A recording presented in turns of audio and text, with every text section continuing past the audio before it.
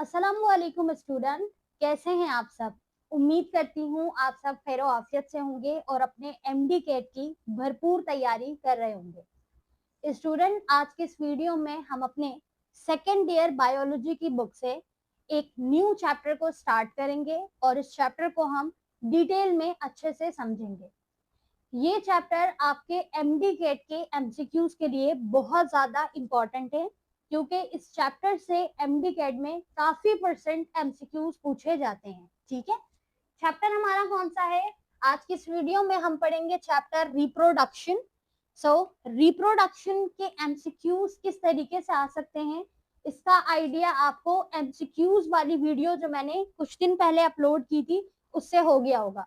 वो video description में उसका लिंक मौजूद है, वो जरूर देखिएगा एक बार, ताकि आपको ये आइडिया हो सके कि पास्ट पेपर में किस तरीके के एमसीक्यूज पूछे जा चुके हैं और किस तरीके के एमसीक्यूज रिपीटेड हो सकते हैं। ठीक है, क्योंकि उस वीडियो में हमने पूरी पास्ट पेपर एमडी कैट की बुक को डिस्कस किया है, एमसीक्यूज को सॉल्व किया है और साथ ही एनालाइज किया है कि किस तरीके से क्वेश्चंस आ सकते हैं। सही है ना। अब अगर हम बात करें अपने इस न्यू चैप्टर रिप्रोडक्शन की, रिप्रोडक्शन का चैप्टर आप पहले पढ़ चुके हो, हम इसको रिवाइज करेंगे, इसको डिटेल में समझेंगे, साथ में हम ये डिस्कस करेंगे कि एमडी कैट में किस तरीके से इस चैप्टर से एमसीक्यूज आएंगे। सही है स्टूडेंट, अगर हम बात करें रिप्रोडक्शन चैप्टर की, वेरी फर्स्ट रिप्रोडक्शन है क्या? Reproduction is a biological process. ठीक है, ये हमारे पास क्या है? एक बायोलॉजिकल प्रोसेस है, बिल्कुल उसी तरह जैसे हमारे पास रेस्पिरेशन है, डाइजेशन है, मेटाबॉलिज्म है, मूवमेंट है। एज यूजुअल रिप्रोडक्शन भी एक लिविंग प्रोसेस है, एक बायोलॉजी का प्रोसेस है, बायोलॉजिकल प्रोसेस है जो कि बॉडी के अंदर परफॉर्म हो रहा होता है। सही है, अब इस प्रोसेस में हो रहा क्या होता है? The process by which living organism produce new organism similar to themselves। ये एक ऐसा बायोलॉजिकल प्रोसेस है जिसमें लिविंग ऑर्गेनिज्म क्या करते हैं? प्रोड्यूस करते हैं अपने ही जैसे लिविंग ऑर्गेनिजम्स को। सही है, तो यहाँ पर बेसिकली प्रोडक्शन हो रही होती है किसकी? ऑर्गेनिज्म की। ठीक है, नाउ अगर हम बात करें रिप्रोडक्शन की, यानी लिविंग ऑर्गेनिज्म को प्रोड्यूस करने की, सो बेसिकली रिप्रोडक्शन की दो टाइप्स होती है। ठीक है, reproduction have two types, asexual reproduction and the sexual reproduction। Reproduction basically living organism में दो तरीके से होती है, एक सेक्सुअली रिप्रोडक्शन और एक एसेक्सुअल रिप्रोडक्शन। अब इन दोनों टाइप्स में बेसिकली फर्क क्या है, ये किस तरीके की प्रोडक्शन है? तो अगर हम बात करें एसेक्सुअल रिप्रोडक्शन की, by which a new organisms are formed, ये एक ऐसा प्रोसेस है जिसमें एक नया लिविंग ऑर्गेनिज्म फॉर्म होगा, प्रोड्यूस होगा फ्रॉम जस्ट वन पेरेंट्स, लेकिन सिर्फ एक पेरेंट से। यानी कि इसमें दो इंडिविजुअल पर्सन की, दो इंडिविजुअल आप ये कह लो कि गैमेट्स की जरूरत नहीं पड़ेगी। सही है, now without participation of gametes और फर्टिलाइजेशन। एसेक्सुअल रिप्रोडक्शन में नए ऑर्गेनिजम्स प्रोड्यूस होंगे, लेकिन इसमें किसी गैमेट्स का पार्टिसिपेशन हिस्सा नहीं होगा और ना ही यहाँ पे कोई फर्टिलाइजेशन का अमल होगा। सही है स्टूडेंट, गैमेट्स क्या है? गैमेट्स हमारे पास बेसिकली हम सेल को ही कहते हैं। जैसे हमारी लिविंग बॉडी के अंदर डिफरेंट सेल हैं जो कि इंडिविजुअल फंक्शंस परफॉर्म कर रहे हैं। एज यूजुअल रिप्रोडक्शन के लिए भी हमारी बॉडी में डिफरेंट सेल्स मौजूद है, जिसे हम गैमेट्स कहते हैं। फीमेल रिप्रोडक्टिव सिस्टम में सेपरेट फीमेल गैमेट्स होते हैं, मेल रिप्रोडक्टिव सिस्टम में सेपरेट मेल गैमेट्स मौजूद होते हैं। सही है, तो आपने याद रखना है कि एसेक्सुअल रिप्रोडक्शन में गैमेट्स की पार्टिसिपेशन नहीं होती, इसीलिए हम इसे एसेक्सुअल रिप्रोडक्शन कहते हैं, यानी अ सिंगल पेरेंट। राइट, इसके अलावा no variation are seen because all the offspring are genetically identical to their parents. Asexual reproduction में स्टूडेंट कोई वेरिएशंस देखने को नहीं मिलती। वेरिएशन से मुराद यहाँ पे डाइवर्सिटी या वैरायटी ऑफ ऑर्गेनिजम्स देखने को नहीं मिलता। जो ऑर्गेनिज्म नया प्रोड्यूस होगा वो अपने पेरेंट्स से जेनेटिकली आइडेंटिकल होगा, सिमिलर होगा। जैसे इसकी एग्जाम्पल है अमेबा। एमेबा एक लिविंग ऑर्गेनिज्म है और एमेबा क्या करते हैं, अपनी पैदावार को बढ़ाने के लिए रिप्रोडक्शन का अमल करते हैं, प्रोसेस करते हैं। नाउ एमेबा एक ऐसा लिविंग ऑर्गेनिज्म है जो कि रिप्रोडक्शन करेगा, बट एसेक्सुअल रिप्रोडक्शन, जिसमें उसके जो ऑफस्प्रिंग होंगे उनको प्रोड्यूस करने के लिए फर्दर गैमेट्स की जरूरत नहीं पड़ेगी। सो आप एमेबा की वैरायटी में देखते हो कि एमेबा सारे एक ही जैसे हैं, सही है। अब बात अगर हम करें उनके साइज की या उनके अंदर मौजूद स्ट्रक्चर में तब्दीलियों की, तो वो तो डेवलपमेंटल स्टेज में चेंज हो जाएगी, लेकिन अगर हम देखें उनकी जेनेटिकल आइडेंटिकल्स को, तो वो अलग नहीं होते, सिमिलर होते हैं, ठीक है।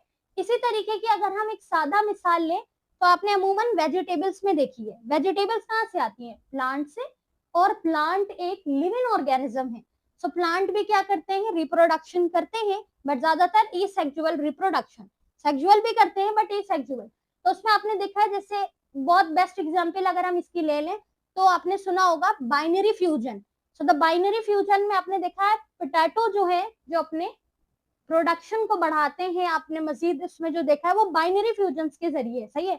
तो ये तो हमारे पास एक सादा मिसाल हो गई एसेक्सुअल रिप्रोडक्शन की, जिसमें कोई गैमेट्स पार्टिसिपेट नहीं करेंगे, इंडिविजुअल सिंगल पेरेंट होगा, और उसके जो ऑफस्प्रिंग आएंगे, यानी उसके जो मजीद हमें लिविंग ऑर्गेनिज्म देखने को मिलेंगे, वो कैसे होंगे, जेनेटिकल आइडेंटिकल्स होंगे एज यूजुअल, सेम, सही है। तो ये हमारे पास क्या हो गया, एसेक्सुअल रिप्रोडक्शन हो गई। ये रिप्रोडक्शन की टाइप है। रिप्रोडक्शन क्या है, बायोलॉजिकल प्रोसेस है जिसमें लिविंग ऑर्गेनिज्म अपने ही जैसे लिविंग ऑर्गेनिज्म को प्रोड्यूस करते हैं। अगर हम बात करें इसकी दूसरी टाइप की, रिप्रोडक्शन की दूसरी टाइप की, that is sexual reproduction. So sexual reproduction involves sex cell the gametes, यानी जो अभी हमने बात की गैमेट्स की, कि यहाँ पर गैमेट्स की जरूरत होती है, दो इंडिविजुअल गैमेट्स की जरूरत होती है, जिसे हम सेक्स सेल्स कहते हैं, जो कि मुख्तलिफ होते हैं मेल्स और फीमेल्स में, राइट।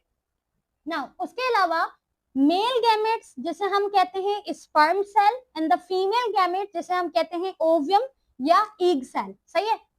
ओवियम भी कहते हैं और एग सेल भी कहते हैं। Fuse together to form zygote.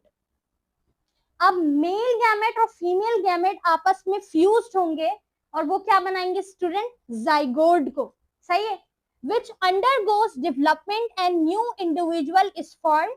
और उसके बाद क्या होगा, यही जाइगोट मजीद डेवलपमेंटल स्टेज में चला जाएगा, जिसमें डेवलपमेंटल स्टेज में क्या होगा, सेल डिविजन्स होंगी, ठीक है, ऑर्गन फॉर्मेशन होगी, यानी एक न्यू बॉर्न बेबी, या आप कह लो कि एक न्यू लिविंग ऑर्गेनिज्म क्या होगा, प्रोड्यूस होगा, सही है। तो सेक्सुअल रिप्रोडक्शन में हमें दो डिफरेंट किसकी जरूरत पड़ती है, गैमेट्स की जरूरत पड़ती है, एक मेल गैमेट एक फीमेल गैमेट, यानी स्पर्म सेल और एग सेल, ये आपस में फ्यूज होके क्या बनाएंगे स्टूडेंट, जाइगोट को प्रोड्यूस करेंगे, सही है।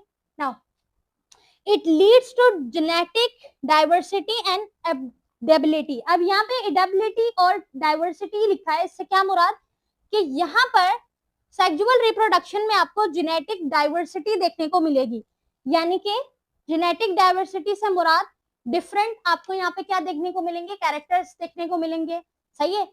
बहुत सारी कैरेक्टर जो है वो मदर के ऊपर एक, बहुत सारी कैरेक्टर्स फादर्स के ऊपर गए, तो ये जो डिफरेंट न्यू बॉर्न बेबी को या नए ऑर्गेनिज्म को जो ऑफस्प्रिंग प्रोड्यूस हुआ है, इसको जो डिफरेंट कैरेक्टर्स मिलते हैं, जो डाइवर्सिटी मिलती है, वेरिएशन देखने को मिलती है, ये कैसे देखने को मिलती है, ये बेसिकली डिफरेंट गैमेट्स की वजह से देखने को मिलती है। जैसे आई कलर जो है वो फादर के ऊपर चला गया, या आप कह लो शक्ल जो है वो मदर से मिल रही है, हेयर्स जो है वो फादर से मिल रहे हैं, तो ये जो वेरिएशन देखने को मिल रही है हमें एक ही लिविंग ऑर्गेनिज्म में, ये वेरिएशन, ये डाइवर्सिटी कैसे देखने को मिल रही है, डिफरेंट गैमेट्स की वजह कर, सही है। जबकि एसेक्सुअल रिप्रोडक्शन में कोई डिफरेंट गैमेट्स पार्टिसिपेट नहीं थे, तो यहाँ पे हमें ज्यादा वेरिएशंस देखने को नहीं मिल रही थी, सही है, क्लियर हो गया। नाउ तो ये हमारे पास डिफरेंस होता है रिप्रोडक्शन की दो टाइप्स में, एसेक्सुअल और सेक्सुअल रिप्रोडक्शन। नाउ अगर हम बात करें सेक्सुअल रिप्रोडक्शन में, सो इन ह्यूमन बीइंग में बेसिकली सेक्सुअल रिप्रोडक्शन परफॉर्म होती है मजीद ऑफस्प्रिंग को प्रोड्यूस करने के लिए। So here the productive system involves stages. अब यहाँ पे प्रोडक्टिव सिस्टम में शामिल है कुछ स्टेजेस, ठीक है, कुछ स्टेजेस हैं, कुछ इवेंट्स हैं, जिसके बाद ही क्या होगा, ऑफस्प्रिंग प्रोड्यूस होंगे। सो अगर हम सबसे पहले स्टेज की बात करें student, that is gametogenesis. Gametogenesis यानी गैमेट्स की फॉर्मेशन, गैमेट्स की फॉर्मेशन यानी सेक्स सेल्स की फॉर्मेशन यहाँ पर होगी, जिस प्रोसेस को हम कहेंगे gametogenesis, right. The second stage is gametes transfer. अब यही गैमेट्स जो सेक्स सेल्स हैं ये क्या होंगे, ट्रांसफर होंगे, moving gamete towards the site of fertilization. कहाँ ट्रांसफर होंगे, उस लोकेशन में पहुंचेंगे जहां पे फर्टिलाइजेशन का अमल शुरू होगा, ठीक है। फर्टिलाइजेशन का अमल से मुराद जहां पर जाइगोट बनना शुरू होगा, ठीक है। Now the fertilization fusion between male and female gametes, ठीक है, ताकि वो क्या कर सके, जाइगोट को फॉर्म कर सके। नाउ जब जाइगोट बन जाएगा स्टूडेंट, तो उसके बाद एक और स्टेज आएगी, that is called the embryonic development. Zygote undergo cell division, organ formation to develop into a complete embryo, complete baby, सही है। तो यहाँ पर हमारे पास डिफरेंट इवेंट और डिफरेंट स्टेजेस होते हैं रिप्रोडक्टिव सिस्टम में, सही है। The very first and the very important stage that is gametogenesis. Gametogenesis individual reproductive system में होंगे in males body and the females body, right. तो यहाँ पर हमारे पास हमने सबसे पहले समझा रिप्रोडक्शन को। So what is the reproduction, reproduction is nothing but a biological process, जो कि कैसे होता है, जो कि लिविंग बॉडी के अंदर होता है, और ये बेसिकली क्या करता है, अपने ही जैसे सिमिलर ऑर्गेनिजम्स को प्रोड्यूस करता है, ठीक है। नाउ अब यहाँ पर रिप्रोडक्शन की दो टाइप है, asexual reproduction and sexual reproduction. Asexual reproduction में हमें डिफरेंट गैमेट्स की जरूरत नहीं होती, ये सिंगल होंगे, इसमें फर्टिलाइजेशन का अमल नहीं है, और ना ही हमें कोई जो है ना वो वेरिएशन, डिफरेंट वेरिएशंस देखने को मिलती है, सही है। बात अगर हम करें सेक्सुअल रिप्रोडक्शन की, तो यहाँ पे सेक्स सेल्स यानी गैमेट्स इन्वॉल्व होंगे। अब यही गैमेट्स क्या करेंगे स्टूडेंट, आपस में फ्यूज टुगेदर होंगे ताकि वो एक जाइगोट को बना सकें, ठीक है। रिप्रोडक्टिव सिस्टम में कुछ स्टेजेस इन्वॉल्व हैं। सबसे पहले स्टेजेस में आएगा गैमेटोजेनाइसिस, यानी कि formation of gametes, formation of sex cells. Males reproductive system के अंदर मेल गैमेट बनेगा, फॉर्मेशन होगी, और फीमेल रिप्रोडक्टिव सिस्टम में फीमेल गैमेट जो है वो रिप्रोडक्ट होंगे, वो बनेंगे, सही है। देन बनने के बाद इसमें जो है वो क्या होगी, फ्यूजन होगी, फर्टिलाइजेशन होगी, और फिर उसके बाद हमें क्या देखने को मिलेगा, एम्ब्रियो डेवलपमेंट देखने को मिलेगी, ठीक है स्टूडेंट। नाउ अब यहाँ पर हमें सबसे पहले जिस चीज को समझना है वो है गैमेटोजेनाइसिस, यानी गैमेट्स की फॉर्मेशन, कि बेसिकली गैमेट्स की फॉर्मेशन किस तरीके से हो रही है। लेकिन हम गैमेट्स की फॉर्मेशन को समझेंगे बिल्कुल आखिर में, क्यों, क्योंकि जैसे कि हमने डिस्कस किया कि सेक्सुअल रिप्रोडक्शन के अंदर हमें दो गैमेट्स की जरूरत पड़ रही है, इंडिविजुअल मेल और फीमेल, तो उनके जो रिप्रोडक्टिव सिस्टम है वो भी बिल्कुल डिफरेंट है, सेपरेट है, सही है। तो सबसे पहले हमें रिप्रोडक्टिव सिस्टम को समझना पड़ेगा कि रिप्रोडक्टिव सिस्टम में किस तरीके के स्ट्रक्चर होते हैं, किस तरीके के फंक्शन होते हैं, और कौन कौन सी चीजें एसोसिएट होती हैं, ठीक है। जैसे हमारी लिविंग बॉडी के अंदर डिफरेंट ऑर्गन्स हैं, हार्ट है, लीवर है, लंग्स है, किडनी है, और इन सब का अपना मेजर क्रूशियल रोल है, राइट। सो अब यहाँ पर हम एक स्पेसिफिक एक इंडिविजुअल ऑर्गन के स्ट्रक्चर को समझते हैं, तभी हम उसके फंक्शन को और उसके प्रोग्राम को, उसके प्रोसेस को समझ पाते हैं। इसी तरीके से रिप्रोडक्शन एक पूरा बायोलॉजिकल प्रोसेस है, और इस प्रोसेस के लिए भी कुछ स्ट्रक्चर्स, कुछ पार्ट, पूरा सिस्टम क्या है, डेवलप हुआ है, पूरा सिस्टम एसोसिएट है। तो जब हम पूरे उस सिस्टम को समझेंगे तो हमें इसके प्रोसेस को, रिप्रोडक्शन को समझने में मदद मिलेगी, सही है। तो यहाँ तक आपको चीजें क्लियर हो गई होंगी कि रिप्रोडक्शन में बेसिकली हो क्या रहा है। अब हम बात करेंगे गैमेटोजेनाइसिस, यानी गैमेट्स की फॉर्मेशन से पहले रिप्रोडक्टिव सिस्टम को, इंडिविजुअल मेल एंड फीमेल, सही है। तो सबसे पहले समझते हैं मेल रिप्रोडक्टिव सिस्टम को। अब स्टूडेंट, अब हम समझते हैं मेल रिप्रोडक्टिव सिस्टम को। सो अगर हम बात करें ह्यूमन मेल रिप्रोडक्टिव सिस्टम की, सो वेरी फर्स्ट आपको ह्यूमन मेल रिप्रोडक्टिव सिस्टम में स्पर्म सेल को बनाने के लिए जिस हार्मोन का या जिस ग्लैंड का नाम सुनने को मिलेगा, दैट इज टेस्टिस, ठीक है। टेस्टिस, अच्छा सबसे पहली चीज वो ये कि टेस्टिस की स्पेलिंग है TESTES, बट आपको नॉर्मली अपने टेक्स्ट बुक में दो स्पेलिंग्स देखने को मिलेंगी, एक TESTES और एक साथ ही होगी TESTIS। तो यहाँ पर क्या फर्क है, TESTIS ये रिप्रेजेंट करता है एक सिंगल टेस्टिस को, जबकि TESTES ये प्लूरल फॉर्म है, यानी एक से जायद। सही है, तो ये इसलिए बता दिया कि आपकी टेक्स्ट बुक में दो डिफरेंट स्पेलिंग्स देखने को मिलेंगी, तो आपको आइडिया हो कि ऐसा क्यों है। सही है ना। सो द टेस्टिस ये पेयर में मौजूद होते हैं और ये बहुत ज्यादा इंपॉर्टेंट रोल प्ले करते हैं। ठीक है, किसमें इंपॉर्टेंट रोल प्ले करते हैं, मेल रिप्रोडक्टिव सिस्टम में। सो टेस्टिस बेसिकली इंपॉर्टेंट रोल किस तरह प्ले करते हैं, ये इस तरह इंपॉर्टेंट रोल प्ले करते हैं कि टेस्टिस ही प्रोड्यूस करते हैं स्पर्म्स को, यानी जो हमारे पास मेल गैमेट्स हैं, मेल गैमेट सेल है, उसको बनाने के लिए टेस्टिस की जरूरत पड़ती है। तो टेस्टिस प्रोड्यूस करेंगे स्पर्म्स को, साथ ही टेस्टिस प्रोड्यूस करते हैं मेल हार्मोन्स को। ठीक है, और ये जो मेल हार्मोन है जिसका नाम है टेस्टोस्टेरोन, ये male hormone testosterone male characteristic को क्या करता है, प्रोड्यूस करता है। ठीक है, सो मेल कैरेक्टरिस्टिक से क्या मुराद है कि मेल की बॉडी में आपको जो कैरेक्टरिस्टिक्स देखने को मिलते हैं, जैसे कि हेवी वॉइस, मसल्स, इसके अलावा आप कह लो ब्रेड, ठीक है, दाढ़ी फेस में, ये जो हेयर्स है, फेशियल हेयर्स हैं, ये सारे जो कैरेक्टरिस्टिक्स मेल्स में पाए जाते हैं bye the help of these hormone. और ये हार्मोन कौन रिलीज करेगा, टेस्टिस ही रिलीज करेगा, टेस्टिस ही से प्रोड्यूस करेगा। सही है, सो सबसे पहली और अहम चीज जो आपको मेल रिप्रोडक्टिव सिस्टम में देखने को मिलेगी, that is called the testis. Testis pair में मौजूद होते हैं, बहुत इंपॉर्टेंट रोल प्ले करते हैं रिप्रोडक्टिव सिस्टम में। क्यों, क्योंकि ये प्रोड्यूस करते हैं स्पर्म सेल को, और ये साथ ही प्रोड्यूस करते हैं कुछ मेल हार्मोन्स को जिसका नाम है टेस्टोस्टेरोन। और टेस्टोस्टेरोन बेसिकली मेल कैरेक्टरिस्टिक्स को जाहिर करता है, ठीक है, जो कि फीमेल कैरेक्टरिस्टिक्स में नहीं पाई जाती। सही है, इसी तरीके से फीमेल कैरेक्टरिस्टिक्स जो है वो फीमेल हार्मोन जो मौजूद होगा वो करेगा। सही ना। इसके अलावा अगर हम बात करें इसके फर्दर स्ट्रक्चर की, सो मेल रिप्रोडक्टिव सिस्टम में जो टेस्टिस है ये कहाँ पर मौजूद होती है, सो टेस्टिस मौजूद होती है स्क्रूटम में। स्क्रूटम क्या है, स्क्रूटम एक पाउच लाइक कैविटी है। सही है, स्क्रूटम क्या है, पाउच लाइक कैविटी है जो कि प्रोटेक्ट करती है टेस्टिस को। ये कैविटी क्या करती है, टेस्टिस को प्रोटेक्ट करती है, और टेस्टिस इसी पाउच लाइक कैविटी स्क्रूटम के अंदर मौजूद होता है। So the testis are present in the inside the scrotum. यानी अगर आपसे लोकेशन पूछी जाए कि टेस्टिस मेल रिप्रोडक्टिव सिस्टम में कहां पर लोकेटेड होता है, किस स्ट्रक्चर में लोकेटेड होता है, so the scrotum is the structure जहां पर हमारे पास टेस्टिस प्रेजेंट होंगे, लोकेटेड होंगे। सही है ना। स्क्रूटम जो कैविटी है, ये कैविटी कहां पर होती है, अब स्क्रूटम के अंदर तो टेस्टिस मौजूद है, पर स्क्रूटम खुद कहां पर मौजूद है, खुद उसकी लोकेशन कहां है मेल रिप्रोडक्टिव सिस्टम में।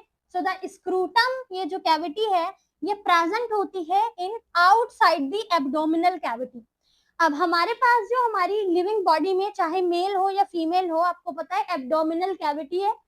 अब इस एब्डोमिनल कैविटी के अंदर मौजूद नहीं होते टेस्टिस या स्क्रूटम, बल्कि आउटसाइड मौजूद होते हैं। सही है, और इसका एक मेजर रीजन है, सही है, कि ये क्यों आउटसाइड होते हैं।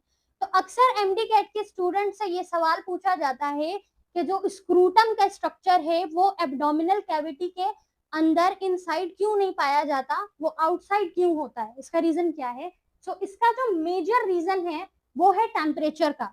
ठीक है, ये मेंटेन करते हैं अ temperature lower than body temperature को। सही है, अब अगर हम बात करें ह्यूमन बॉडी के टेम्परेचर की, चाहे वो मेल हो या फीमेल हो, अगर हम ह्यूमन बॉडी के टेम्परेचर की बात करें तो हमें ह्यूमन बॉडी में 37 सेंटीग्रेड नॉर्मल बॉडी टेम्परेचर चाहिए होता है। सो द 37 जो बॉडी का टेम्परेचर है, स्पर्म सेल की प्रोडक्शन के लिए अमूमन जो टेम्परेचर चाहिए वो 37 से लोअर चाहिए। सही है, सो स्पर्म सेल की प्रोडक्शन के लिए जो यहाँ पर टेम्परेचर की जरूरत दरकार होती है वो 34 सेंटीग्रेड होती है।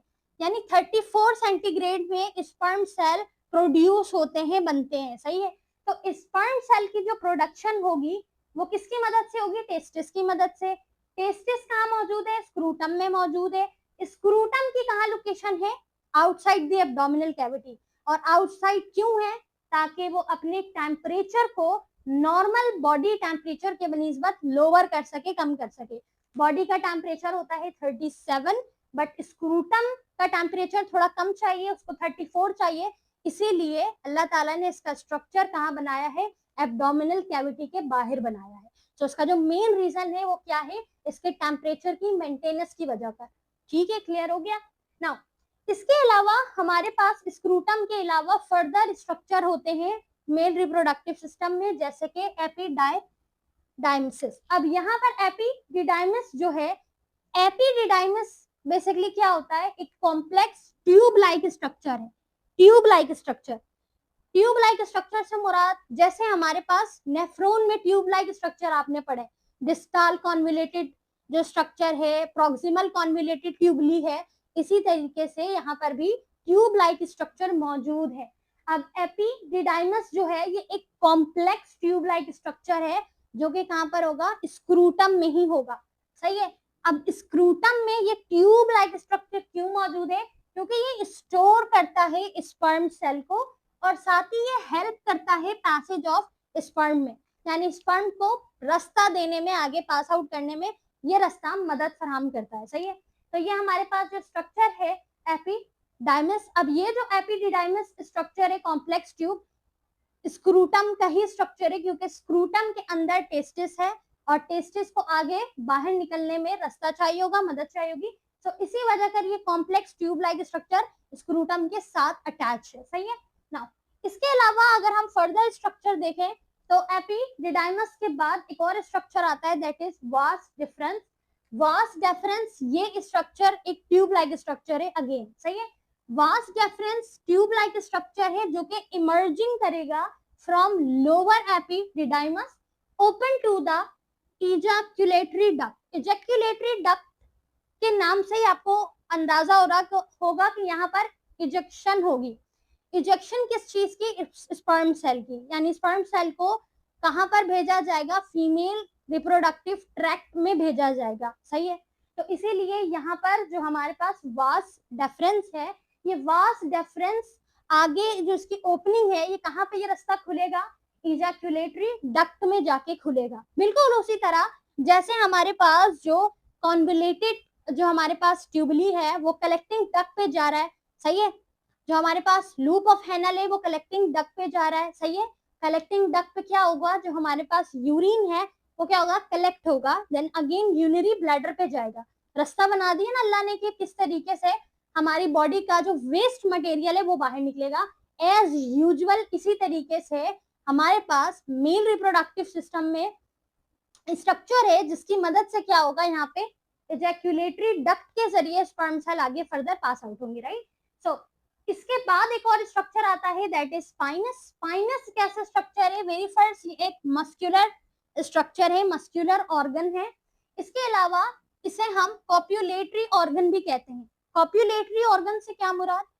कॉप्युलेटरी ऑर्गन हम उन तमाम ऑर्गन को कहेंगे जो कि मेल एनिमल्स में, मेल जो हमारे पास और लिविंग ऑर्गेनिज्म है उनमें पाए जाते हैं। और कॉप्युलेटरी ऑर्गन जो है बेसिकली, ये कॉप्युलेटरी ऑर्गन बेसिकली डायरेक्टली क्या करते हैं? गैमेट्स को ट्रांसफर करवाते हैं फीमेल रिप्रोडक्टिव ट्रैक्ट में, सही है, क्लियर हो गया। तो इसीलिए हम इसे कहते हैं कॉप्युलेटरी ऑर्गन।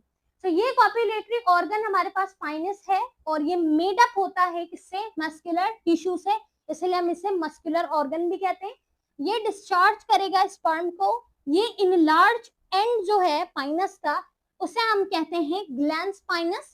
और ग्लैंड स्पाइनस की प्रोटेक्शन के लिए इसमें एक स्किन फोल्ड होती है और उस स्किन को कहा जाता है फोर स्किन, ठीक है। तो ये स्ट्रक्चर हो गया पाइनस का। नाउ फर्दर स्ट्रक्चर अगर हम देखें मेल रिप्रोडक्टिव सिस्टम का, that is called the urethra. अब यहाँ पे जो यूरिथ्रा है, यूरिथ्रा का आपने नाम सुना होगा किसमें? ह्यूमन यूरिनरी ट्रैक्ट सिस्टम जो है, तो उसमें हमने डिस्कस किया था यूरिथ्रा को कि किस तरह यूरिन बॉडी से पास आउट होता है, वेस्ट मटेरियल है, वेस्ट प्रोडक्ट है, by the help of excretion process. बिल्कुल इसी तरह यूरिथ्रा हमारे पास एक ट्यूब लाइक स्ट्रक्चर है, कॉमन पैसेज है, कॉमन रास्ता है of both urine and sperm cell. Urethra से यूरिन और स्पर्म सेल पास आउट होंगे। यूरिथ्रा ओरिजिनेट होता है from urinary bladder. Urinary bladder वो पार्ट है बॉडी का जहां पर कंप्लीट यूरिन क्या होते हैं, इकट्ठा होते हैं, सही है, यूरिनरी ब्लैडर पे। सो द यूरिनरी ब्लैडर से ओरिजिनेट है, कनेक्टेड है यूरिथ्रा। यूरिथ्रा एक ट्यूब लाइक स्ट्रक्चर है जो कि कॉमन पैसेज वे है किसका, यूरिन का और स्पर्म सेल का, सही है। तो ये कंप्लीट स्ट्रक्चर था मेल रिप्रोडक्टिव सिस्टम का, सही है स्टूडेंट। नाउ अब हम बात करते हैं फीमेल रिप्रोडक्टिव सिस्टम की। अच्छा, मेल रिप्रोडक्टिव सिस्टम में जिस तरीके से सेपरेट इंडिविजुअल स्ट्रक्चर हैं और तमाम स्ट्रक्चर इंडिविजुअल फंक्शन के लिए एसोसिएट हैं, इसी तरीके से मेल रिप्रोडक्टिव ग्लैंड्स भी मौजूद होते हैं, सही है। तो पहले ग्लैंड्स को समझ लेते हैं। नाउ स्टूडेंट, अब हम बात करते हैं कुछ मेल रिप्रोडक्टिव ग्लैंड्स की। सवाल ये बनता है कि यहाँ पर मेल रिप्रोडक्टिव ग्लैंड्स कहाँ से आएंगे। सो जब मेल रिप्रोडक्टिव सिस्टम में स्पर्म सेल की प्रोडक्शन होती है तो उसी दौरान कुछ फ्लूइड्स, कुछ ग्लैंड्स जो है साथ ही स्पर्म सेल के रिलीज होते हैं, सिक्रीट होते हैं, ठीक है। इन्हीं फ्लूइड्स को हम बेसिकली रिप्रोडक्टिव ग्लैंड्स कहते हैं, सही है। नाउ अब यही मेल रिप्रोडक्टिव ग्लैंड जो है ये फ्लूइड मदद देते हैं स्पर्म सेल की मूवमेंट को, यानी मोबिलिटी को। स्पर्म सेल को मूव करने में यही फ्लूइड्स यानी कि ये जो ग्लैंड्स है, फ्लूइड है, ये मदद फराहम करते हैं। इसके अलावा this fluid have sugar which provide energy to sperm cell. Sperm cell को जो एनर्जी मिलती है वो इसी फ्लूइड में मौजूद शुगर से एनर्जी मिलती है। इसके अलावा this fluid also called the seminal fluid. इन तमाम फ्लूइड को हम सेमिनल फ्लूइड्स भी कहते हैं। That is important. यहाँ पर आपसे ये पूछा जा सकता है कि स्पर्म सेल की मोबिलिटी में क्या चीज मदद देती है, तो हमारे पास जो फ्लूइड्स हैं यानी रिप्रोडक्टिव ग्लैंड्स हैं वो स्पर्म सेल की मूवमेंट को देते हैं, यानी मदद देते हैं, मोबिलिटी फराहम करते हैं। इसके अलावा अगर पूछा जाए कि स्पर्म सेल को एनर्जी कहाँ से मिलती है, so in the form of sugar sperm cell को एनर्जी मिलती है। और ये शुगर कहाँ से मिलते हैं, इसी फ्लूइड से मिलते हैं, यानी इसी रिप्रोडक्टिव ग्लैंड से मिलते हैं। इसके अलावा इन तमाम फ्लूइड को क्या कहा जाता है, तो इसे सेमिनल फ्लूइड कहा जाता है। अब हम एक एक करके कुछ फ्लूइड को डिस्कस करते हैं। सबसे पहले जो फ्लूइड है that is prostatic fluid. Prostatic fluid कह लें या प्रोस्टेटिक ग्लैंड कह लें, ये सिक्रीट होते हैं मिल्की फ्लूइड में that help in sperm mobility, जो कि स्पर्म सेल की मूवमेंट में मदद फराहम करते हैं। दूसरा हमारे पास है सेमिनल वेसिकल्स। ये प्रोड्यूस करते हैं विस्कस फ्लूइड है। अब ये विस्कस से क्या मुराद है, विस्कस का मतलब होता है स्टिकी, और ये मदद देता है स्पर्म की मोबिलिटी में। इसके साथ ही जो हमारे पास तीसरा ग्लैंड है that is Kuiper glands. Kuiper glands यानी इसको हम कहते हैं बल्ब्यू यूरिथ्रल ग्लैंड। बल्ब्यू यूरिथ्रल ग्लैंड कोपर ग्लैंड का ही नाम है।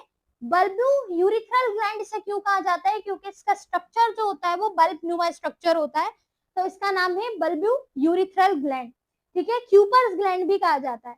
ये एक एक्सोक्राइन ग्लैंड है, ठीक है। आपको पता है कि हमारे पास ग्लैंड्स जो होते हैं वो दो तरीके के होते हैं, एक इंडोक्राइन ग्लैंड होता है और एक एक्सोक्राइन ग्लैंड होता है। हमने किडनी में डिस्कस किया था कि किडनी कुछ इंडोक्राइन ग्लैंड को रिलीज करती है। इंडोक्राइन ग्लैंड यानी जो किडनी के अंदर ही होता है, लिविंग बॉडी के अंदर। लिविंग बॉडी से बाहर अगर कोई ग्लैंड रिलीज हो रहा है तो उसे हम एक्सोक्राइन ग्लैंड कहेंगे। तो जो हमारे पास लास्ट क्यूपर्स ग्लैंड है, ये एक एक्सोक्राइन ग्लैंड है विच एक्सिट इन पेयर्स, जो कि पेयर्स में मौजूद होते हैं और ये सिक्रीट करते हैं mucus to lubricate female passage. अब ये स्ट्रक्चरली कैसा होता है ये फ्लूइड, ये ग्लैंड म्यूकस, म्यूकस से मुराद है स्लिपरी, स्लिपरी होता है, सही है। तो ये हमारे पास कुछ मेल रिप्रोडक्टिव ग्लैंड्स थे। Very first male reproductive glands क्या होते हैं, कुछ फ्लूइड्स होते हैं जो कि स्पर्म सेल के साथ ही प्रोड्यूस होते हैं, इसी को हम कहते हैं मेल रिप्रोडक्टिव ग्लैंड। तीन तरीके के ग्लैंड आपको बताए गए हैं, जैसे कि एक है प्रोस्टेटिक ग्लैंड, इसके अलावा एक हमारे पास क्या है स्टूडेंट, सेमिनल वेसिकल, इसके अलावा एक एक्सोक्राइन ग्लैंड मौजूद है जिसका नाम है क्यूपर ग्लैंड, और इसे हम कहते हैं बल्बू यूरिथ्रल ग्लैंड। सही है स्टूडेंट। इन तीनों के स्ट्रक्चर डिफरेंट है लेकिन फंक्शन सेम ही है। एक सबसे अहम चीज वो ये कि ये तीनों जो ग्लैंड सिक्रीट हो रहे हैं, यानी secretion of these glands contain the seminal plasma. इन तीनों ग्लैंड्स के पास सेमिनल प्लाज्मा मौजूद होता है। सेमिनल प्लाज्मा मतलब which is rich in fructose, calcium and certain enzyme, यानी कि इनमें क्या मौजूद होता है, फ्रक्टोज, कैल्शियम और कुछ सर्टन एंजाइम मौजूद होता है जो कि एनर्जी फराहम करता है स्पर्म सेल्स को। ठीक है, तो ये था हमारे पास मेल रिप्रोडक्टिव ग्लैंड्स। नाउ अब हम बात करते हैं फीमेल रिप्रोडक्टिव सिस्टम की। नाउ स्टूडेंट, अब हम बात करते हैं ह्यूमन फीमेल रिप्रोडक्टिव सिस्टम की। ठीक है, सो अगर हम बात करें फीमेल रिप्रोडक्टिव सिस्टम की, so the female reproductive system are located inside the abdominal cavity towards the lower abdomen। अब हमारे पास अगर हम मेजर डिफरेंस देखें मेल रिप्रोडक्टिव सिस्टम का फीमेल रिप्रोडक्टिव सिस्टम से, तो इसकी लोकेशन का पहले फर्क आ जाता है कि मेल रिप्रोडक्टिव सिस्टम अभी हमने डिस्कस किया कि आउटसाइड दी एब्डोमिनल कैविटी होता है, और उसका रीजन क्या है कि वो अपने बॉडी टेम्परेचर के बनिस्बत अपने बॉडी टेम्परेचर को क्या करता है, लोअर करता है, यानी स्ट्रक्चर बॉडी टेम्परेचर को लोअर करता है ताकि मेंटेन किया जा सके। सही है। नाउ यहाँ पर फीमेल रिप्रोडक्टिव सिस्टम में ये जो रिप्रोडक्टिव सिस्टम लोकेटेड है ये एब्डोमिनल कैविटी के इनसाइड ही होता है, और कहाँ पर होता है, लोअर रीजन में एब्डोमेन के। ठीक है, नाउ अगर हम बात करें ह्यूमन फीमेल रिप्रोडक्टिव सिस्टम के पार्ट्स की, तो सबसे पहले स्ट्रक्चर आता है ओवरी का। ओवरी प्रेजेंट होती है पेयर्स में। ओवरी क्या है, ovary primary female sex organ है। ठीक है, यानी ओवरी ही बेसिकली फीमेल गैमेट्स को रिप्रोड्यूस करेंगे। ठीक है, जैसे मेल रिप्रोडक्टिव सिस्टम में टेस्टिस जो है वो रिप्रोड्यूस कर रहे थे, इसी तरीके से यहाँ पर ओवरी वो ऑर्गन है, पेयर ऑर्गन है फीमेल रिप्रोडक्टिव सिस्टम का, जो कि फीमेल गैमेट्स को क्या करेंगे, प्रोड्यूस करेंगे। सही है। नाउ इसके अलावा one of each sides of uterus और लोअर एब्डोमेन। अब इसका स्ट्रक्चर बता दिया गया कि ओवरी कहाँ पर मौजूद होगी। सो ओवरी पेयर्स में है और ईच साइड जो है वो यूट्रस के साथ अटैच होगा, या आप कह लो कि लोअर एब्डोमेन में इसका स्ट्रक्चर होगा। सही है। नाउ ओवरी प्रोड्यूस करती है फीमेल गैमेट्स को, यानी ओवम और एग सेल्स को।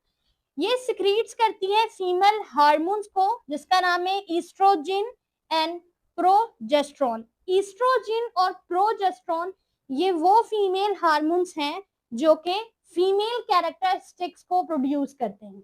जैसे हमने डिस्कस किया था कि टेस्टिस हमारे पास मेल रिप्रोडक्टिव सिस्टम में जो हार्मोन है टेस्टिरोन, उसको क्या करते हैं, प्रोड्यूस करते हैं, और as a resultant female male की बॉडी में कुछ कैरेक्टर जाहिर होते हैं। बिल्कुल उसी तरह स्टूडेंट फीमेल रिप्रोडक्टिव सिस्टम में जो हमारे पास ओवरी है उसके स्ट्रक्चर में जो हार्मोन्स पाए जाते हैं, ये बेसिकली हार्मोन्स क्या करते हैं, ये हार्मोन फीमेल के कैरेक्टरिस्टिक्स को बनाते हैं। ठीक है, इन हार्मोन्स के नाम याद रखिएगा, एमसीक्यूज के लिए इंपॉर्टेंट है, टेस्ट्रोजन और साथ ही प्रोजेस्ट्रॉन। अच्छा, किस तरीके के कैरेक्टर्स बनाएंगे, जैसे कि अगर हमने मेल में बात की थी, मेल में क्या थी, हेवी वॉइस, मसल्स, ब्रेड, तो फीमेल कैरेक्टरिस्टिक जैसे मेंस्ट्रुअल साइकिल हो गई, जैसे इसके अलावा बॉडी के अंदर डिफरेंट सेल्स की डेवलपमेंट हो गई, और साथ ही जैसे ब्रेस्ट की डेवलपमेंट हो गई। तो ये तमाम जो कैरेक्टरिस्टिक्स फीमेल्स में पाए जाते हैं वो इसी हार्मोन्स की वजह से पाए जाते हैं। राइट नाउ आगे बढ़ते हैं। स्ट्रक्चर की अगर हम बात करें ओवरी के स्ट्रक्चर की, so about 2 to 4 centimetre length, ovary अपने स्ट्रक्चर में 2 to 4 सेंटीमीटर लेंथ में होते हैं, covered by a thin epithelium. Ovary covered होते हैं एपिथेलियम की लेयर से। ठीक है, नाउ अगर हम बात करें ओवरी के इंटरनल स्ट्रक्चर की, इनसाइड स्ट्रक्चर ऑफ ओवरी की, सो उसे हम कहते हैं ovarian stroma. Ovarian stroma is the internal structure of ovary. Ovarian stroma connective tissues के साथ बाइंड होता है, यानी कि तमाम इसके अंदर के जो स्ट्रक्चर हैं ओवरी के वो कनेक्टिव टिश्यू के साथ बाइंड होते हैं। Enrich with blood vessels, blood vessels से इनरिच्ड होता है। कंटेन मेनी फॉलिकल्स, यहाँ पर बहुत ज्यादा फॉलिकल्स मौजूद होते हैं। ठीक है, नाउ तो ये हो गया ओवरी का structure. Reproductive system of female में जो दूसरा स्ट्रक्चर देखने को मिलता है that is fallopian tube. Fallopian tube जो है इसे हम ओविडक्ट भी कहते हैं। बिल्कुल इसी तरह जैसे मेल रिप्रोडक्टिव ग्लैंड में जो हमारे पास क्यूपर्स ग्लैंड था उसे हम बल्बोयूथरल ग्लैंड भी कह रहे थे, बिल्कुल इसी तरह यहाँ पे फैलोपियन ट्यूब को ओविडक्ट भी कहा जाता है। ये जो हमारे पास फैलोपियन ट्यूब है स्टूडेंट, ये भी पेयर्स में प्रेजेंट होते हैं, ट्यूब लाइक स्ट्रक्चर है। पेयर्स में क्यों मौजूद होते हैं? ताकि ये कनेक्ट हो सके किसके साथ? ओवरी के साथ और यूट्रस के साथ, सही है। तो इसीलिए एक तो ये ट्यूब लाइक स्ट्रक्चर है, दूसरा पेयर में है ताकि ये दोनों ओवरी के साथ क्या हो सके? कनेक्ट हो सके, सही ना। इसका मेन फंक्शन क्या होता है? फैलोपियन का मेन फंक्शन क्या है? फैलोपियन का मेन फंक्शन है टू रिसीव, हम है एग सेल्स है यानी फीमेल सेक्स सेल्स है, उनको ये क्या करते हैं? रिसीव करते हैं, ओवरी को, ओवरी से रिसीव करते हैं और कहां तक लेके जाएंगे? फर्टिलाइजेशन तक लेके जाएंगे, यानी फर्टिलाइजेशन का जो अकर्स जहां पर होगा वहां पे। जैसे हमारे पास मेल रिप्रोडक्टिव सिस्टम में वास्ट डिफरेंस है, सही है, और उसके अलावा क्या है? एपिडिडाइमस है, ये ट्यूब लाइक स्ट्रक्चर है और ये क्या करते हैं? स्पर्म सेल को लेके जाते हैं फर्टिलाइजेशन की साइट तक। बिल्कुल इसी तरह फीमेल रिप्रोडक्टिव सिस्टम में जो स्ट्रक्चर मौजूद है, जो कि फर्टिलाइजेशन जहां पे अकर होगी उस जगह पे इन दोनों सेल्स को लेकर जाएंगे, उस स्ट्रक्चर का नाम है फैलोपियन ट्यूब, सही है। तो इसका फंक्शन समझ आ गया। ये क्या करेंगे? हमारे पास एग सेल्स को, ओव्यूम सेल को ओवरी से लेके फर्टिलाइजेशन जहां पर अकर होगी उस साइट पे लेके जाएंगे। फैलोपियन अराउंड 10 सेंटीमीटर लॉन्ग होता है। एमसीक्यूज में आपसे पूछा जा सकता है कि फैलोपियन की लेंथ कितनी होती है, तो ये ट्यूब लाइक स्ट्रक्चर है और ये 10 सेंटीमीटर लॉन्ग होता है, सही है। सो ये था हमारे पास दो स्ट्रक्चर, किसका भाई? फीमेल रिप्रोडक्टिव सिस्टम का, ओवरी और ओवरियन स्ट्रोमा इसका ओवरी का इनसाइड स्ट्रक्चर है, और फैलोपियन ट्यूब, ठीक है। मजीद इसके फर्दर स्ट्रक्चर को समझते हैं। नाउ स्टूडेंट, अब हम समझते हैं फीमेल रिप्रोडक्टिव सिस्टम के फर्दर ऑर्गन्स को या फर्दर पार्ट्स को, ठीक है। अगर हम बात करें फीमेल रिप्रोडक्टिव सिस्टम के मजीद पार्ट्स को, तो सबसे पहले आ जाता है यूट्रस। यूट्रस एक पेयर शेप्ड का ऑर्गन है। यूट्रस मस्कुलर होल स्ट्रक्चर का होता है। मस्कुलर होल स्ट्रक्चर से मुराद यूट्रस बना होता है किससे? मसल्स टिश्यू से, और होल नुमा स्ट्रक्चर होता है। यूट्रस वो जगह है बेसिकली जहां पर फीटस डेवलप्ड होते हैं, ठीक है। Foetus are developed here. Foetus जो है यानी कि हम कह लें कि जो बेबी डेवलप्ड होगा, बेबी की जो डेवलपमेंट होगी वो यूट्रस के स्ट्रक्चर में होगी, यूट्रस में होगी, सही है ना। इसके अलावा यूट्रस के बाद नैरो लेयर मौजूद होती है, नैरो लोअर पार्ट मौजूद होता है, इसे हम सर्विक्स कहते हैं, the narrow lower part of uterus, ठीक है। ये यूट्रस का नैरो पार्ट है, नैरो वाला स्ट्रक्चर है, यानी यूट्रस के बाद ही यह स्ट्रक्चर सर्विक्स का अटैच होता है। नाउ इसके बाद जो स्ट्रक्चर, जो पार्ट आता है वो बेसिकली कहलाता है vagina. Vagina act as a birth canal, सही है। ट्यूब लाइक स्ट्रक्चर है, स्पर्म डिस्चार्ज अकर हियर, इसके साथ ही वजाइना में ही स्पर्म जो है वो डिस्चार्ज होंगे, ठीक है। नाउ अगर हम बात करें फीटस की डेवलपमेंट की, सो जो फीटस कंप्लीट डेवलप्ड होगा 9 month is a very complicated task. तो यहाँ पर फीटस की डेवलपमेंट के लिए, उसकी ग्रोथ के लिए सेल डिवीजन से लेकर ऑर्गन फॉर्मेशन तक ये कंप्लीट जो प्रोसीजर होगा एक बेबी के डेवलपमेंट का, वो कहाँ पर होगा? यूट्रस में होगा, सही है। तो यूट्रस की वॉल्स को समझना जरूरी है कि बेसिकली वो 9 मंथ आखिर कैसे कैरी कर रहा है। तो यहाँ पर जो रोल प्ले कर रहा है, ये यूट्रस की वॉल ये रोल प्ले कर रही है। अगर हम यूट्रस की वॉल्स के स्ट्रक्चर को समझें, तो यूट्रस का जो वॉल है ये 3 लेयर्स ऑफ टिश्यू से मिलके बनता है, सही है। सबसे पहले जो हमारे पास टिश्यू की लेयर आती है that is called the perimetrium.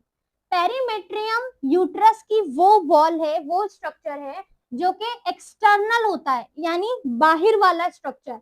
Uterus का जो बाहर वाला लेयर है या बाहर वाला जो स्ट्रक्चर है, वॉल है, that is called the perimetrium.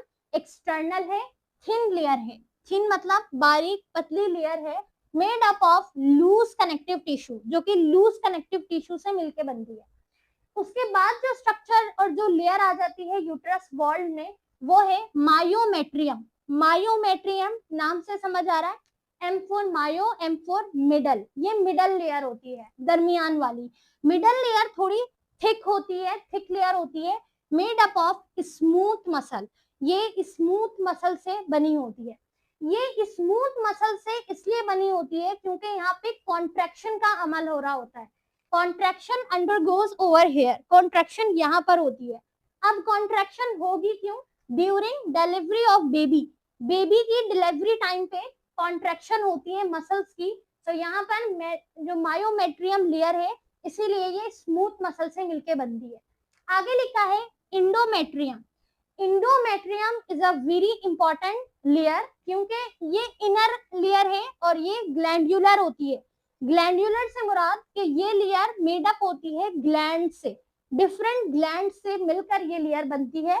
Now endometrium इतनी इंपॉर्टेंट क्यों है? इसलिए क्योंकि it supports the foetus development. Foetus जो डेवलप्ड होगा यूट्रस में वो इंडोमेट्रियम की लेयर में डेवलप्ड होगा। ठीक है, सो यहाँ पर बेसिकली होगा क्या, जब फर्टिलाइजेशन का अमल स्टार्ट होगा, फीटस यानी जाइगोट जब बनेगा, बिल्कुल earlier stage of baby development, तो यहाँ पे जब फर्टिलाइजेशन का अमल स्टार्ट होगा तो जाइगोट बनते ही बेसिकली कहाँ पर आ जाएगा, वो यूट्रस की इंडोमेट्रियम वाली लेयर में अटैच हो जाएगा। सही है, यानी अपनी जगह बनाएगा। सही है, तो यहाँ पर फीटस बिल्कुल जाइगोट स्टेज में इंडोमेट्रियम में अपनी जगह बनाएगा।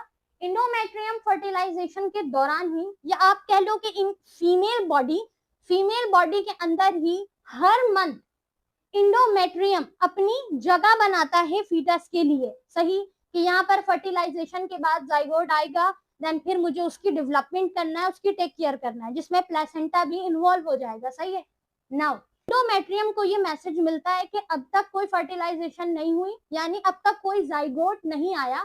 तो ऐसे में क्या होता है, इंडोमेट्रियम बेसिकली अपने उस स्ट्रक्चर को ब्रेक कर देती है, तोड़ देती है।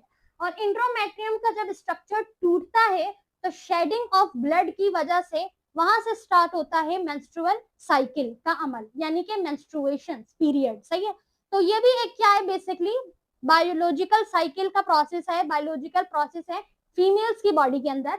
तो यहाँ पर इंडोमेट्रियम जब देखेगी कि कोई फर्टिलाइजेशन हैपेंस नहीं हुई है, यानी उन तक कोई फीटस नहीं आया जिसकी वो टेक केयर करे या जिससे वो डेवलप करे, तो ऐसे में इंडोमेट्रियम की जो लेयर होती है, यानी the inner most layer of uterus, ये क्या करती है, अपने आप को स्ट्रक्चर को ब्रेक कर देती है। और शेडिंग ऑफ ब्लड जो होता है उसी को हम क्या कहते हैं, मेंस्ट्रुएशंस यानी पीरियड्स। ठीक है स्टूडेंट, नाउ इसके बाद हमारे पास आता है मेंस्ट्रुएशन साइकिल का अमल, कि वो complete procedure in a female body में किस तरीके से होता है। वेल, उसको समझने से पहले यहाँ पर एक टॉपिक जो हमने स्किप किया था, और मैंने आपको कहा था कि वो हम रिप्रोडक्टिव सिस्टम को समझने के बाद समझेंगे, that is the formation of gametes यानी गैमेटोजेनेसिस।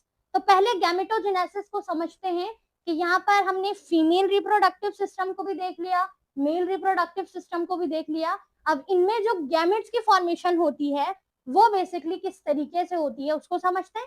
लास्ट में हम समझेंगे मेंस्ट्रुएशन साइकिल को। नाउ स्टूडेंट, अब समझते हैं गैमेटोजेनाइसिस को, यानी कि formation of male and female gametes mean sex cells, के बेसिकली इनकी formation individual male reproductive system और फीमेल रिप्रोडक्टिव सिस्टम में किस तरीके से होती है। ठीक है, तो इस प्रोसेस को हम क्या नाम देते हैं, गैमेटोजेनाइसिस का, यानी कि फॉर्मेशन ऑफ गैमेट्स। सो अगर हम बात करें मेल गैमेट्स के बनने की, कि मेल गैमेट्स किस तरह बनते हैं, यानी जो मेल गैमेट्स है स्पर्म सेल कैसे बनते हैं, तो इस प्रोसेस को कहा जाता है स्पर्मेटोजेनेसिस। स्पर्मेटोजेनेसिस यानी sperms are produced in seminiferous tubules of testis. अब ये बेसिकली स्पर्म की जो प्रोडक्शन होती है वो होती कहाँ पर है, वो इस ट्यूब्यूल्स के अंदर होती है, जो कि इंटरनल स्ट्रक्चर है किसका, टेस्टिस का। टेस्टिस का भी अपना इंटरनल स्ट्रक्चर है। टेस्टिस हमारे पास क्या था, जो कि स्पर्म सेल को प्रोड्यूस कर रहा था। तो टेस्टिस का भी क्या है, अपना फीमेल मेल रिप्रोडक्टिव सिस्टम में अपना स्ट्रक्चर है, और उसमें ही एक सेमीफेरनस हमारे पास ट्यूब्यूल्स है जहाँ पे स्पर्म सेल प्रोड्यूस होंगे। सही है, नाउ अब स्पर्म सेल के बनने का जो अमल है, जो प्रोसेस है, वो कंप्लीट प्रोसेस कहलाता है spermatogenesis. Now so the process start at puberty. अब प्रोसेस स्टार्ट कब होगा, एट द प्यूबर्टी एज में, यानी अराउंड 30 to 14 ईयर्स। ठीक है, और ये प्यूबर्टी के एज में होता क्यों है, इसलिए क्योंकि यहाँ पर मेल रिप्रोडक्टिव बॉडी के अंदर, मेल बॉडी के अंदर क्या होते हैं, कुछ हार्मोन्स रिलीज होते हैं, ठीक है, जैसे कि GnRH, यानी कि हमारे पास बेसिकली हार्मोन है। ये हार्मोन क्या करते हैं, रिलीज करते हैं कुछ मजीद हार्मोन्स को, जैसे LH और FSH। और ये हार्मोन प्यूबर्टी के दौरान, यानी अराउंड 13 to 14 ईयर्स के जो है ना, अराउंड इस एज में ये बेसिकली जर्म सेल को प्रोड्यूस करते हैं और उन्हीं जर्म सेल से बनता है basically sperm cell. So the male germ cell plays important role in spermatogenesis. Male germ cell spermatogonia, इसे हम स्पर्मेटोगोनिया भी कहते हैं। सो एमसीक्यूज में कंफ्यूज नहीं होना, क्योंकि एमसीक्यूज में ये दोनों डिफरेंट नाम इस्तेमाल होते हैं। जर्म सेल को ही स्पर्मेटोगोनिया कहते हैं। और जर्म सेल है क्या, ये जर्म सेल प्यूबर्टी के दौरान बनते हैं, प्रोड्यूस होते हैं, और इन्हीं जर्म सेल से आगे जाके स्पर्म सेल बनते हैं, राइट। नाउ जर्म सेल के बनने के बाद प्राइमरी स्पर्मेटोसाइट्स बनेंगे। अब यहाँ पे प्राइमरी स्पर्मेटोसाइट्स क्या है, यानी कि जब जर्म सेल मैच्योर होंगे तो वो प्राइमरी स्पर्मेटोसाइट्स बनाएंगे और ये परफॉर्म करेंगे मियोसिस फेज 1 को। आपने सेल साइकिल में पढ़ा है मियोसिस 1 को, मियोसिस 2 को। सो मियोसिस 1 बेसिकली हमारे पास सेल डिवीजन का जो प्रोसेस है, ये एक रिडक्शन प्रोसेस है, यानी ये रिवर्स होता है, सही है। यानी कि इसमें जो हमारे पास मियोसिस 1 होता है, इसमें कंप्लीट सेट ऑफ क्रोमोसोम्स, यानी टोटल 46 क्रोमोसोम्स जो है वो मियोसिस 1 में मौजूद होते हैं। नाउ ये हमारे पास कहलाता है डिप्लॉइड, यानी complete number of chromosomes, complete set of chromosome, जिसे हम डिप्लॉइड कहते हैं। आगे यही मियोसिस 1 जब फर्दर मियोसिस 2 को परफॉर्म करेगा इन सेल डिवीजन और सेल साइकिल, तो वो हमारे पास डिप्लॉइड की जगह हैप्लॉइड हो जाएंगे, यानी क्रोमोसोम्स अपने नंबर ऑफ सेट में आधे हो जाएंगे, 23 हो जाएंगे, सही है स्टूडेंट। नाउ सो यहाँ पर प्राइमरी स्पर्मेटोसाइट्स में मियोसिस 1 होगा, यानी ये डिप्लॉइड होंगे, सही है। नाउ उसके बाद जब ये सेकेंडरी स्पर्मेटोसाइट्स में आएंगे तो मियोसिस 2 को परफॉर्म करेंगे और इसमें क्रोमोसोम्स कैसे हो जाएंगे, हैप्लॉइड हो जाएंगे। सो सेकेंडरी स्पर्मेटोसाइट्स के बाद स्पर्मिड्स बनेंगे और ये भी हैप्लॉइड होंगे, हाफ होंगे। नाउ स्पर्मिड के बाद स्पर्म सेल्स बन जाएंगे और ये भी हैप्लॉइड होंगे, ऑफ कोर्स हैप्लॉइड होंगे, हैप्लॉइड होंगे, हाफ क्रोमोसोम्स का सेट होगा, तभी तो फीमेल क्रोमोसोम्स जो होंगे, यानी फीमेल गैमेट्स जो होंगे, उनके साथ फ्यूज होके ही मजीद सेल की क्या होगी, प्रोडक्शन होगी, यानी कि मजीद न्यू लिविंग ऑर्गेनिज्म बनेगा, सही है। तो यहाँ पर क्या होता है, बेसिकली सेकेंडरी स्पर्मेटोसाइट्स में हैप्लॉइड होंगे क्रोमोसोम्स, स्पर्मिड्स बनाएंगे एंड देन स्पर्म सेल होगा। स्पर्मिड से लेके स्पर्म सेल के बनने का जो अमल है, ये मियोसिस 2, यही हमारे पास कहलाता है स्पर्मेटोजेनाइसिस, यानी फॉर्मेशन ऑफ मेल गैमेट्स, ठीक है। ये बात क्लियर हो गई। नाउ अब हम बात करते हैं फीमेल गैमेट्स की प्रोडक्शन की या फॉर्मेशन की, कि ये किस तरह फॉर्मेट हो रहे हैं। सो अगर हम बात करें फीमेल गैमेट्स के फॉर्मेशन की, तो इस पूरे प्रोसेस को कहते हैं ओओजेनाइसिस। ओओजेनाइसिस यानी कि फीमेल गैमेट्स, ओव्यूम या egg cells. So process of formation of mature female gamete is called the oogenesis, ठीक है। नाम याद रखिएगा, स्पर्मेटोजेनाइसिस यानी कि वो अमल जिसमें मेल गैमेट बनेंगे, ओओजेनाइसिस वो प्रोसेस, वो अमल जिसमें फीमेल गैमेट बनेंगे। नाउ अब क्या होगा, ovum cells are formed by oogonia. Oogenesis ये प्रोसेस का नाम है। ओओजेनाइसिस नाम क्यों है, क्योंकि सेल का नाम है ओओगीनिया। ओओगीनिया बेसिकली ये जो सेल है, ये कहाँ से पाया जाएगा, ये कहाँ से आएगा, फीमेल बॉडी के अंदर। So in fetal ovary at the fetus stage. अब यहाँ पर हमने बात की थी स्टूडेंट प्यूबर्टी की, कि around 13 to 14 years male reproductive system में हार्मोन्स की मदद से जर्म सेल प्रोड्यूस होंगे, देन फर्दर वो स्पर्म सेल को बनाएंगे। लेकिन इन फीमेल यहाँ पर जो ये सेल्स मौजूद है ओओगीनिया, ये सेल्स एट फीटल स्टेज में ही मिल जाता है, यानी कि ये फीमेल गैमेट जो है ये मदर सेल से हासिल होता है, ठीक है। यानी कि जब एक बेबी गर्ल का फीटस बनता है, एक बेबी गर्ल की डेवलपमेंट होती है, तो उसी दौरान ये सेल्स बन जाते हैं, सही, और एक स्पेसिफिक अमाउंट में बन जाते हैं, उसके बाद नहीं बनते। Now female gametes by mother cells, अब ये प्रोसीजर क्या है, किस तरह बनाएंगे। सो फीमेल गैमेट जो है यानी ओओगीनिया, ये डिप्लॉयड होता है, यानी again 46 chromosomes, a complete number of chromosomes. Now ये मियोसिस 1 को परफॉर्म करेंगे और उसके रिजल्ट में हमें प्राइमरी ओसाइट्स मिलेंगे। प्राइमरी ओसाइट्स यानी कि डिप्लॉयड सेल्स, यानी कि यहाँ पर हाफ नंबर ऑफ क्रोमोसोम्स हो जाएंगे। प्राइमरी ओसाइट्स जो है, अच्छा, प्राइमरी ओसाइट्स में ना आपको 3 चीजें फर्दर देखने को मिलेंगी। प्राइमरी ओसाइट्स में हमारे पास 3 फॉलिकल आते हैं, सही है। हमने पढ़ा था ना, फॉलिपन ट्यूब्स होते हैं, फॉलिकल्स से मिलके बना होता है। सो यहाँ पर 3 फॉलिकल्स होते हैं। अगर हम बात करें ओगिनिया की, तो ये हमारे पास सेल है किसका, ओगिनिया का। ओगिनिया सेल कहाँ से हासिल हुआ था, फीटस जब बना था फीमेल बॉडी का, यानी कि एक बेबी गर्ल का जब फीटस बना तो उसी दौरान मदर सेल से यह हमें मिल गया ना। ओगिनिया के पास फिर क्या होती है, लेयर बनती है किसकी, फॉलिकल्स होते हैं उसकी, प्राइमरी फॉलिकल्स, देन उसके बाद आता है सेकेंडरी, और उसके बाद आता है टेस्ट्रियल फॉलिकल, सही है। और इसी फॉलिकल्स जब बनते हैं तो इसी दौरान जो ओगिनिया सेल है ये क्या होते हैं, ये डेवलप्ड भी होते हैं, बढ़ते भी हैं। नाउ अब यहाँ पर ये जो प्राइमरी फॉलिकल है और सेकेंडरी फॉलिकल है और जो हमारे पास फर्दर जो टेस्ट्रियल फॉलिकल्स हैं, ये तीनों फॉलिकल्स की लेयर आ जाती है।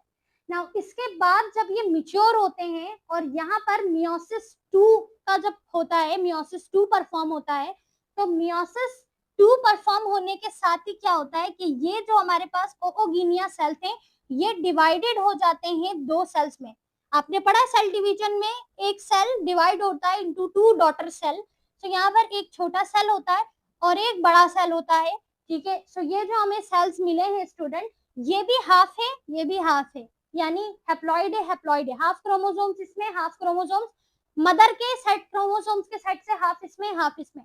सो ये तो बेसिकली कॉम्प्लिकेशंस हो गई या कोई मजीद डेवलपमेंट में जरूरत हो गई तो ये उसमें ये इतना काम का नहीं है। लेकिन यहाँ पर जो एक बड़ा सेल बनता है इसी ओगिनिया के सेल से, इसमें जो हाफ नंबर ऑफ क्रोमोसोम्स है, यानी ये हैप्लॉइड सेल जो है, यही हैप्लॉइड सेल फिर कहलाता है सेकेंडरी ओसाइट।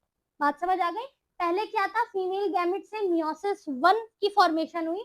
मियोसिस 1 एक रिडक्शन सेल डिवीजन का प्रोसेस है जिसमें हमारे पास जो क्रोमोसोम्स का सेट होता है वो कंप्लीट 46 नंबर ऑफ क्रोमोसोम्स होते हैं। नाउ फर्दर वही 46 क्रोमोसोम्स क्या करते हैं स्टूडेंट, अपने हाफ में डिवाइड हो जाते हैं जब वो मियोसिस 2 को परफॉर्म करते हैं। तो यहाँ पर कुछ फॉलिकल्स की जो हमारे पास क्या थी, लेयर्स थी, प्राइमरी, सेकेंडरी, टर्शियरी। ना उन्हीं में से जो अंदर सेल मौजूद था ओगिनिया का, उसने क्या किया, ओगिनिया के सेल ने 2 सेल डिवीजन की और हाफ हाफ हैप्लॉइड क्या बनाए, अपने सेल्स बनाए। उसी हैप्लॉइड सेल में से एक सेल बनता है सेकेंडरी ओसाइट। सेकेंडरी ओसाइट क्या है स्टूडेंट, हाफ है, हैप्लॉइड है। अब ये फर्दर क्या बनाएंगे, ये बनाएंगे ग्रेफिन की फॉलिकल्स को। ग्रेफिन फॉलिकल आपने नाम सुना होगा, ग्रेफिन फॉलिकल क्या है, ग्रेफिन फॉलिकल यही जो 3 हमारे पास फॉलिकल्स की लेयर थी, ये आपस में अटैच्ड होके या आप कह लें मिच्योर होके, यही फॉलिकल्स मिच्योर होके आगे ग्रेफिन फॉलिकल बन जाती है। और ग्रेफिन फॉलिकल्स के बाद ही हमारे पास क्या बनता है, ओव्यूम बनता है, यानी कंप्लीट एग सेल्स जो हमें फीमेल गैमेट चाहिए था वो बन जाता है, सही है। तो ये कंप्लीट प्रोसेस होता है ओगिनिया का, यानी ओओजेनाइसिस का। ओओजेनाइसिस बनता कहाँ से, अर्लियर स्टेज इसकी क्या होती है, ओगिनिया सेल होती है। और ये ओगिनिया सेल हमें अपनी मदर सेल से मिलता है फीटस के दौरान ही, जब फीटस बनता है एक बेबी गर्ल का, तो उसी दौरान उसमें मदर सेल से ही एक स्पेसिफिक अमाउंट में या कह लो अच्छी खासी अमाउंट में ये मिलते हैं cell. But Aahista Aahista puberty के दौरान, यानी एक सर्टन एज पे आके क्या होते हैं, ये सेल्स कम रह जाते हैं, सही है ना। उसके बाद फर्दर जैसे जैसे एज ग्रो होती है तो फिर एज के बाद जो है फिर ये डेवलपमेंट सेल्स की नहीं होती, जैसे अभी हो रही है इस तरीके से फर्दर डेवलपमेंट नहीं होती, यानी मजीद फीमेल गैमेट्स नहीं बनते, सही है। तो फिर वो एज जो है ना वो काउंट हो जाता है किसमें, इनफर्टिलिटी में, सही है। अब ये इनफर्टिलिटी क्या है, इसको हम आगे डिसऑर्डर में और डिजीज में डिस्कस करेंगे, सही है। तो ये था कंप्लीट हमारे पास the process of gametogenesis, formation of male and the female gamete. Male gamete जब बनेंगे इस अमल को हम क्या कहेंगे, स्पर्मेटोजेनाइसिस कहेंगे, और फीमेल गैमेट जब बनेंगे इसे हम ओओजेनाइसिस कहेंगे, ठीक है स्टूडेंट। आई होप आपको समझ आ गया होगा। ये जो हैप्लॉइड और डेप्लॉइड सेल्स की काउंटिंग है ना, कि कितने नंबर ऑफ सेट हैं, फिर बाद में कितने जो है वो रह गए, ये याद रखिएगा, एमसीक्यूज के लिए इंपॉर्टेंट है। सही है। अब हम समझते हैं स्टूडेंट मेंस्ट्रुएट साइकिल को, मेंस्ट्रुएशन को, और उसके बाद हम इसी टॉपिक के कुछ डिसऑर्डर्स हैं यानी रिप्रोडक्टिव डिसऑर्डर्स हैं उसको पढ़ते हैं, देन फिर ये हमारा चैप्टर क्लोज हो जाएगा। नाउ स्टूडेंट, अब हम समझते हैं मेंस्ट्रुअल साइकिल को कि ये प्रोसेस किस तरह होता है। सो अगर हम बात करें मेंस्ट्रुअल साइकिल की, सो ये एक कॉम्प्लेक्स फिजियोलॉजिकल प्रोसेस है that occurs in reproductive age individuals uterus. अब यूट्रस में बेसिकली ये कॉम्प्लेक्स साइकोलॉजिकल प्रोसेस होता है और वो भी एक रिप्रोडक्टिव एज तक, ठीक है, यानी जब तक रिप्रोडक्टिव एज है इन फीमेल रिप्रोडक्टिव सिस्टम तब तक ये मेंस्ट्रुअल साइकिल होगा, और एक सर्टेन एज लिमिट के बाद ये मेंस्ट्रुअल साइकिल का प्रोसेस नहीं होता। सही। Now it involves in a series of hormonal change and physiological events that prepare the female body for a possible pregnancy। अब ये जो बेसिकली मेंस्ट्रुअल साइकिल है ये एक सीरीज है किसकी, हार्मोनल चेंजेस की, ठीक है। इस इवेंट में, इस डेज में क्या होते हैं, हार्मोनल चेंजेस होते हैं जो कि एक फीमेल बॉडी को पॉसिबल बनाते हैं प्रेगनेंसी के लिए आगे। सही है। Now the cycle typically let's around 28 days, ये साइकिल चलता है अराउंड 28 डेज, ठीक है। नाउ अगर हम बात करें मेंस्ट्रुअल साइकिल की, सो ये बेसिकली रेगुलेट होता है 4 की हार्मोन्स। अब यहाँ पे टोटल 4 की हार्मोन्स हैं, उसी हार्मोन्स की वजह कर ये मेंस्ट्रुअल साइकिल होती है, और इसकी जो डेज है यहाँ पे लिखा है अराउंड लीस्ट अराउंड 28 डेज के बाद अगेन ये साइकिल चलती है। सो यहाँ पर ये डेज ऊपर नीचे हो सकती है, ठीक है। क्यों? क्योंकि इसका जो रीजन है वो इस हार्मोन्स के ऊपर डिपेंड करता है। अब वो 4 हार्मोन कौन से हैं? सबसे पहला हमारे पास है फॉलिकल स्टिमुलेटिंग हार्मोन जिसको हम कहते हैं एफएसएच, साथ ही ल्यूटिनाइजिंग हार्मोन एलएच, ठीक है। ये वही 2 हार्मोन है जो बेसिकली हमारे पास जो मेन गोनेड्स बनाने का हार्मोन है उससे रिलीज होते हैं। सही है, ठीक है। ये हार्मोन बेसिकली क्या करते हैं, ये हार्मोन रिलीज करते हैं इन दोनों हार्मोन्स को। सही है।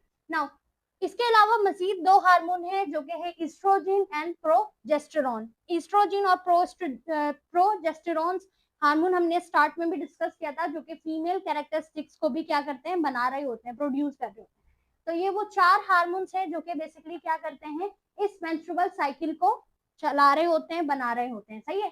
सो ये हमारे पास था टॉपिक ऑफ मेंस्ट्रुअल साइकिल। अब हम पढ़ते हैं रिप्रोडक्टिव डिसऑर्डर्स को। अब स्टूडेंट, अब हम समझते हैं disorder of reproductive system.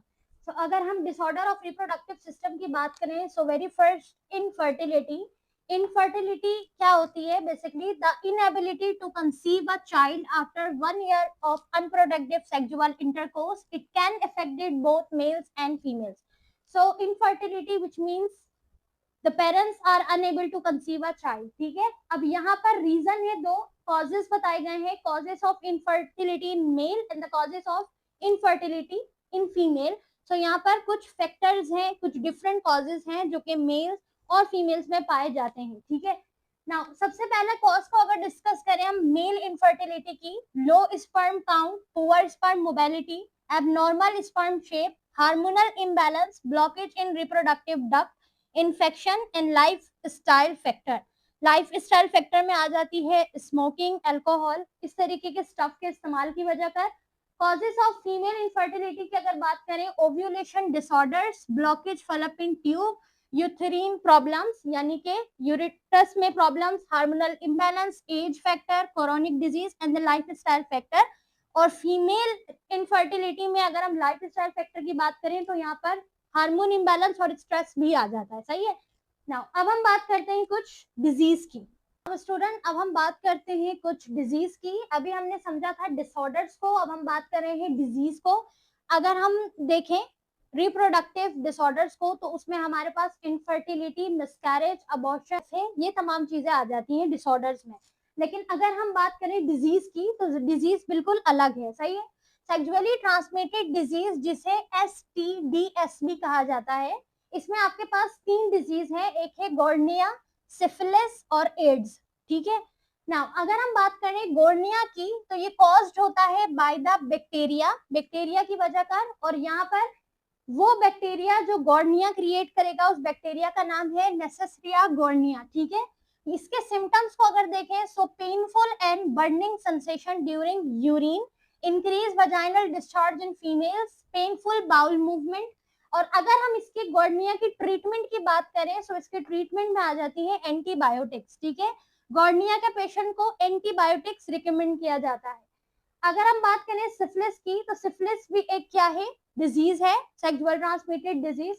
Syphilis cause होता है अगेन बाय बैक्टीरिया, और सिफिलिस को क्रिएट करने वाले जो बैक्टीरिया है उनका नाम है ट्रिप्मा पेल्डियम। अब ये जो बेसिकली ट्रिप्मा पेल्डियम है, ये बैक्टीरिया कॉज करते हैं सिफिलिस को। सिफिलिस के सिम्टम्स में आते हैं इन्फेक्शंस, यानी अगेन बर्निंग। सही है। इसके अलावा इसकी ट्रीटमेंट को अगर हम देखें तो अगेन एंटीबायोटिक ट्रीट करता है सिफिलिस को। अगर हम बात करें स्टूडेंट एड्स की, सो द एड्स जिसकी फुल फॉर्म है एक्वायर्ड इम्यूनो डेफिशिएंसी सिंड्रोम्स, और ये एड्स कॉज्ड होते हैं बाय HIV वायरस, यानी कि ह्यूमन इम्यूनो डेफिशिएंसी वायरस। सही है स्टूडेंट। तो ये हमारे पास तीन बेसिकली क्या थे, डिजीज थे। सही है, जो कि बैक्टीरिया और वायरस की वजह कर कॉज हो रहे हैं। सही है स्टूडेंट। नाउ यहाँ पर आपका चैप्टर नंबर 20 रिप्रोडक्शन कंप्लीट होता है। इसमें हमने जो जो इंपॉर्टेंट टॉपिक थे आपके MD कैट के लिहाज से, वो तमाम टॉपिक जो है वो कवर कर लिए हैं।